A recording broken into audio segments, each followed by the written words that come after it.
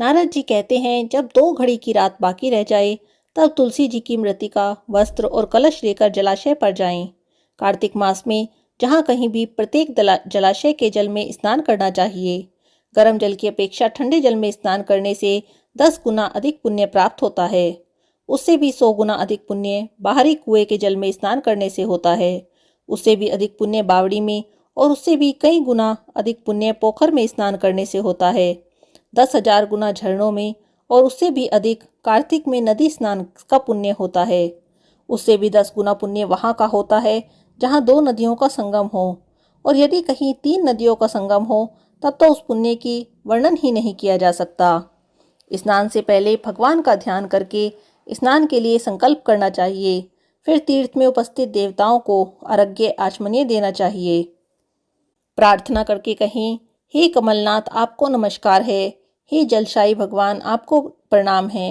हे ऋषिकेश आपको नमस्कार है। मेरे दिए गए अर्घ्य को आप ग्रहण करें। वैकुंठ, प्रयाग अथवा बद्रिकाश्रम में जहाँ कहीं भी भगवान विष्णु गए वहाँ उन्होंने 3 प्रकार से अपना पांव रखा था। वहाँ पर ऋषि, वेद, यज्ञों सहित सभी देवता मेरी रक्षा करते रहें। हे जनार्दन, हे दामोदर, हे देवेश, आपको प्रसन्न करने के लिए मैं कार्तिक मास में विधि विधान से ब्रह्म मुहूर्त में स्नान कर रहा हूँ। आपकी कृपा से मेरे सभी पापों का नाश हो। हे प्रभु, कार्तिक मास में व्रत और विधि पूर्वक स्नान करने वाला मैं अर्घ्य दे रहा हूँ। आप राधिका सहित मेरे अर्घ्य को ग्रहण करें। हे कृष्ण, हे बलशाली, हे राक्षसों का संहार करने वाले भगवान, हे पापों का नाश करने वाले, कार्तिक मास में प्रतिदिन दिए हुए मेरे अर्घ्य द्वारा कार्तिक स्नान का व्रत करने वाला फल मुझे प्राप्त हो। इसके बाद भगवान विष्णु, भगवान शिव और सूर्य देव का ध्यान कर जल में प्रवेश कर नाभि के बराबर जल में खड़े होकर विधि पूर्वक स्नान करें। गृहस्थी को तिल और आंवले का चूर्ण लगाकर तथा विधवा स्त्री को तुलसी की जड़ की मिट्टी लगाकर स्नान करना चाहिए। सप्तमी, अमावस्या, नवमी, त्रयोदशी, द्वितीया, दशमी आदि तिथियों को आंवला और तिल से स्नान करना वर्जित है। स्नान करते हुए कहना चाहिए कि जिस भक्ति भाव से भगवान ने देवताओं के कार्य के लिए 3 प्रकार का रूप धारण किया, वही पापों का नाश करने वाले भगवान विष्णु मुझे अपनी कृपा से पवित्र बनाएं। जो अमनुष्य भगवान विष्णु की आज्ञा से कार्तिक का व्रत करता है, उसकी इंद्र आदि सभी देवता रक्षा करते हैं। इसीलिए वह मुझको पवित्र करें। बीजों, रहस्यों और यज्ञों सहित वेदों के मंत्र कश्यप आदि ऋषि, इंद्र आदि देवता मुझे पवित्र करें।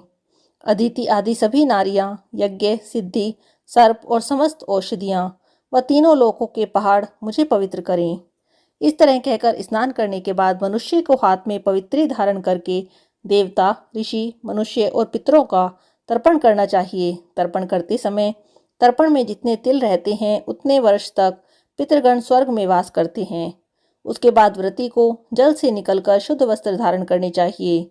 सभी तीर्थों में सारे कार्यों से निवृत्त होकर पुनः भगवान विष्णु का पूजन करना चाहिए।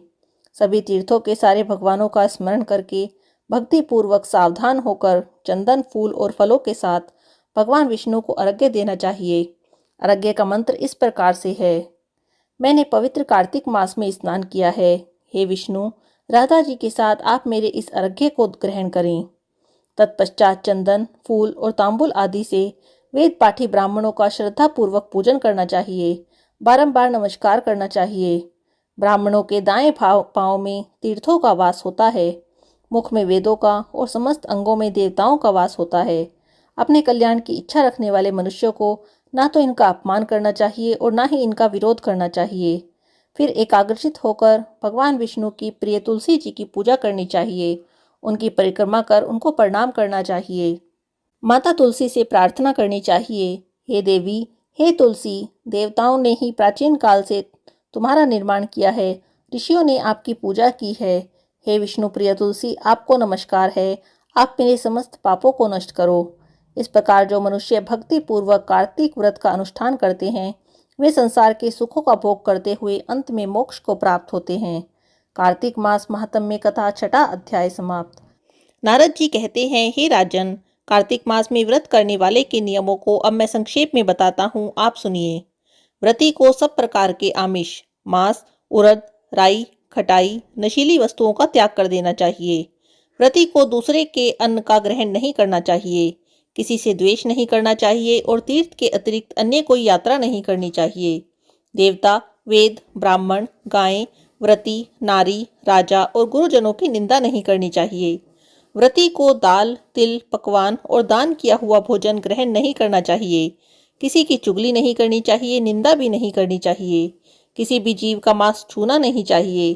पान, कत्था, चूना, नींबू, मसूर, बासी और झूठे अन्न का प्रयोग नहीं करना चाहिए।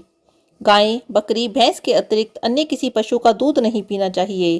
कांसी के पदार्थ में रखा हुआ पंचगव्य, बहुत छोटे घड़े का पानी और केवल अपने लिए ही पका हुआ अन्न प्रयोग करना चाहिए। कार्तिक माह का व्रत करने वाले मनुष्य को सदैव ब्रह्मचर्य का पालन करना चाहिए। उसे धरती पर सोना चाहिए और दिन के चौथे पहर में केवल एक बार पत्तल में भोजन करना चाहिए। व्रती कार्तिक माह में केवल नरक चतुर्दशी, जिसे छोटी दिवाली भी कहते हैं, के ही दिन शरीर में तेल लगा सकते हैं। कार्तिक माह में व्रत करने वाले मनुष्य को सिंघाड़ा, प्याज, मट्ठा, गाजर, मूली, काशीफल, लौकी, तरबूज इन वस्तुओं का प्रयोग बिल्कुल भी नहीं करना चाहिए। रजस्वला, चांडाल, पापी, मलेच्छ, पतित, व्रतहीन, ब्राह्मण द्रोही और नास्तिकों से बात भी नहीं करनी चाहिए। भगवान विष्णु को प्रसन्न करने के लिए अपनी शक्ति के अनुसार चंद्रायण व्रत करना चाहिए और उपयुक्त नियमों का पालन करना चाहिए। कार्तिक मास के व्रत करने वाले को प्रतिपदा को कुम्हड़ा, द्वितीया को कटहल, तृतीया को तरुणी स्त्री, चतुर्थी को मूली, पंचमी को बेल, षष्ठी को तरबूज, सप्तमी को आंवला, अष्टमी को नारियल, नवमी को मूली, दशमी को लौकी, एकादशी को परवल, द्वादशी को बेर, त्रयोदशी को मट्ठा, चतुर्दशी को गाजर, पूर्णिमा को शाक का प्रयोग नहीं करना चाहिए। रविवार को आंवले का प्रयोग नहीं करना चाहिए। कार्तिक माह में व्रत करने वाला मनुष्य यदि इन शाकों से किसी शाक का सेवन करना चाहे तो पहले ब्राह्मण को देखकर ग्रहण करे। बिल्कुल यही विधान माघ माह के व्रत के लिए भी है। देवोत्थानी एकादशी में पहले कही गई विधि के अनुसार नृत्य, जागरण, गायन, वादन आदि करना चाहिए। इनको विधि पूर्वक करने वाले मनुष्य को देखकर यमदूत ऐसे भाग जाते हैं जैसे सिंह की गर्जना से हाथी भाग जाते हैं। कार्तिक माह का व्रत सभी व्रतों में श्रेष्ठ है। इसके अतिरिक्त जितने भी व्रत यज्ञ हैं वह 1000 की संख्या में किए जाने पर भी इसकी तुलना नहीं कर सकते, क्योंकि यज्ञ करने वाले मनुष्य को सीधे वैकुंठ की प्राप्ति होती है। जिस प्रकार राजा की रक्षा उसके अंगरक्षक करते हैं, उसी प्रकार कार्तिक माह में व्रत करने वाले की रक्षा भगवान विष्णु की आज्ञा से इंद्र आदि देवता करते हैं। व्रती मनुष्य जहाँ जहाँ भी रहता है वहीं पर उसकी पूजा होती है, उसका यश फैलता है। उसके निवास स्थान पर भूत पिशाच आदि कोई नहीं रह पाते। विधि से कार्तिक माह का व्रत करने वाले मनुष्य के पुण्यों का वर्णन करने में ब्रह्मा जी भी असमर्थ हैं। यह व्रत सभी पापों को नष्ट करने वाला है, पुत्र पौत्र प्रदान करने वाला और धन धान्य की वृद्धि करने वाला है। कार्तिक मास महात्म्य कथा 7वां अध्याय समाप्त। नारद जी कहते हैं, अब मैं कार्तिक माह के व्रत के उद्यापन का वर्णन करता हूँ, जो सब पापों का नाश करने वाला है। व्रत का पालन करने वाले मनुष्य को कार्तिक शुक्ल चतुर्दशी को व्रत की पूर्ति और भगवान विष्णु की प्रीति के लिए उद्यापन करना चाहिए।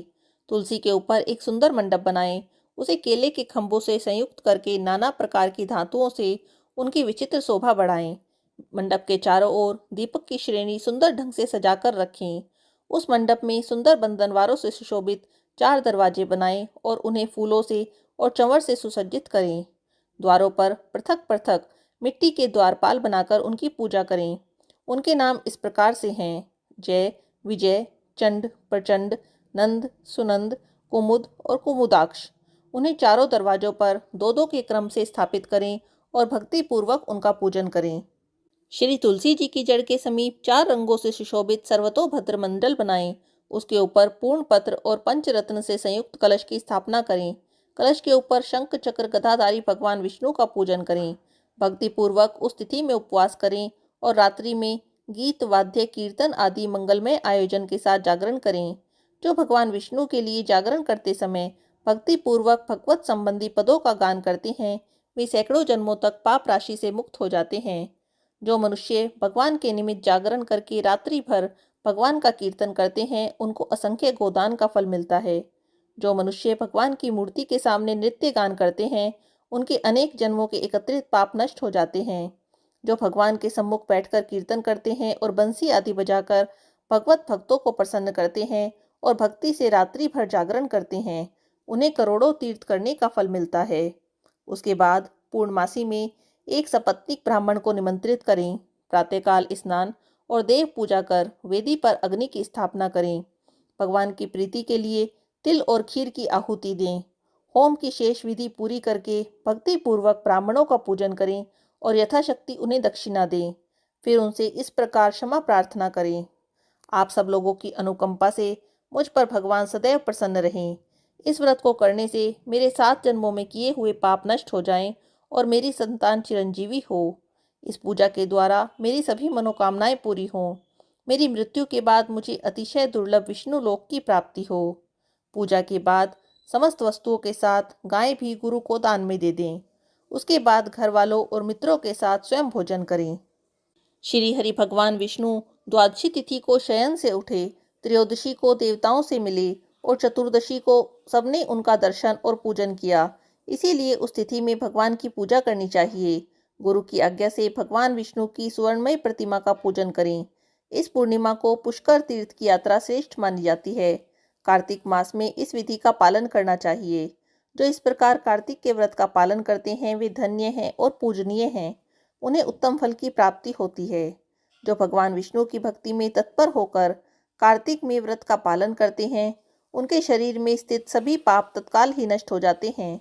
जो भक्ति पूर्वक कार्तिक के उद्यापन का महात्म्य सुनता है अथवा दूसरों को सुनाता है वह भगवान विष्णु का सायुज्य प्राप्त करता है। श्री कार्तिक मास महात्म्य कथा 8वां अध्याय समाप्त। राजा पृथु ने कहा, हे मुनि श्रेष्ठ नारद जी, आपने कार्तिक माह के व्रत में जो तुलसी की जड़ में भगवान विष्णु का निवास बताकर उस स्थान की मिट्टी का पूजन करना बताया है, अतः मैं श्री तुलसी जी के महात्म्य को सुनना चाहता हूँ। तुलसी जी कहाँ और किस प्रकार उत्पन्न हुई यह मुझे बताने की कृपा करें। तब नारद जी कहते हैं, हे राजन, अब आप तुलसी जी की महत्ता और उनके जन्म का प्राचीन इतिहास ध्यान से सुनिए। एक बार देव गुरु बृहस्पति और देवराज इंद्र भगवान शंकर का दर्शन करने कैलाश पर्वत की ओर चले। तब भगवान शंकर ने अपने भक्तों की परीक्षा लेने के लिए एक जटाधारी दिगंबर का रूप धारण कर उन दोनों के मार्ग में अवरोध उत्पन्न किया। यद्यपि वह तेजस्वी, शांत, लंबी भुजा, चौड़ी छाती वाले, गौर वर्ण और अपने विशाल नेत्रों से युक्त, सिर पर जटा धारण किए वैसे ही बैठे थे, तथापि उन भगवान शंकर को ना पहचान इंद्र ने उनसे उनका नाम धाम आदि पूछते हुए कहा, क्या भगवान शंकर अपने स्थान पर हैं या कहीं गए हुए हैं? इस पर तपस्वी रूप भगवान शिव कुछ नहीं बोले। इंद्र को अपने त्रिलोकीनाथ होने का गर्व था। उसी अहंकार के प्रभाव से वह चुप किस प्रकार रहता। उसने क्रोधित होते हुए उस तपस्वी को घुड़क कर कहा, अरे, मैंने तुझसे कुछ पूछा है और तू उसका उत्तर भी नहीं देता। मैं अभी तुझ पर वज्र का प्रहार करता हूँ, फिर देखता हूँ कौन तुझ दुर्मति की रक्षा करता है। इस प्रकार कहकर जैसे ही इंद्र ने उन जटाधारी दिगंबर को मारने के लिए हाथों में वज्र उठाया, वैसे ही भगवान शिव ने वज्र सहित इंद्र का हाथ स्तंभित कर दिया और विकराल नेत्र कर उसे देखा। उस समय ऐसा प्रतीत हो रहा था कि वह दिगंबर प्रज्वलित हो गया है, वह अपने तेज से जला देगा। भुजाएं स्तंभित होने के कारण इंद्र दुखित होने के साथ साथ अत्यंत कुपित भी हो गया। परंतु उन जटाधारी दिगंबर को प्रज्वलित देखकर बृहस्पति जी ने उन्हें भगवान शंकर जानकर प्रणाम किया और दंडवत होकर उनकी स्तुति करने लगे। बृहस्पति देव भगवान शंकर से बोले, हे दीनानाथ, हे महादेव, आप अपने क्रोध को शांत कर लीजिए और इंद्र के इस अपराध को क्षमा कर दीजिए। बृहस्पति देव के ऐसे वचन सुनकर भगवान शंकर ने गंभीर वाणी में कहा, मैं अपने नेत्रों से निकले हुए क्रोध को किस प्रकार रोकूं? तब बृहस्पति देव ने कहा, भगवान, आप अपना भक्त वत्सल नाम सार्थक करते हुए अपने भक्तों पर दया कीजिए और अपने इस तेज को अन्यंत्र स्थापित कर दीजिए और इंद्र का उद्धार कीजिए। तब भगवान शंकर गुरु बृहस्पति देव से बोले, मैं आपकी स्तुति से प्रसन्न हूँ। तुमने इंद्र को जीवन दान दिलवाया है। मुझे विश्वास है मेरे नेत्रों की अग्नि अब इंद्र को पीड़ित नहीं करेगी। बृहस्पति देव से इस प्रकार कहकर भगवान शिव ने अपने मस्तक से निकाले हुए अग्निमय तेज को अपने हाथों में लिया और फिर उसे क्षीर सागर में डाल दिया। तत्पश्चात भगवान शंकर अंतर्ध्यान हो गए। इस प्रकार जिसको जो जानने की कामना थी उसे जानकर इंद्र और बृहस्पति देव अपने अपने स्थानों को चले गए। श्री कार्तिक मास महात्म्य कथा 9वां अध्याय समाप्त। राजा पृथु बोले, हे ऋषि श्रेष्ठ नारद जी, आपको प्रणाम है। कृपा कर अब यह बताने की कृपा कीजिए कि जब भगवान शंकर ने अपने मस्तक के तेज को क्षीर सागर में डाला तब उस समय क्या हुआ? नारद जी बोले, हे राजन, जब भगवान शंकर ने अपना वह तेज क्षीर सागर में डाल दिया उस समय वह शीघ्र ही बालक होकर सागर के संगम पर बैठकर संसार को भय देने वाला रुदन करने लगा। उसके रुदन से संपूर्ण जगत व्याकुल हो गया। लोकपाल भी व्याकुल हो गए, चराचर चलायमान हो गए। शंकर सुवन के रुदन से संपूर्ण ब्रह्मांड व्याकुल हो गया। यह देखकर सभी देवता और ऋषि मुनि व्याकुल होकर ब्रह्मा जी की शरण में गए और उन्हें प्रणाम कर उनकी स्तुति करने लगे। उन सभी ने ब्रह्मा जी से कहा, हे पितामह, यह तो बहुत ही विकट स्थिति उत्पन्न हो गई। हे महायोगिन, इसको नष्ट कीजिए।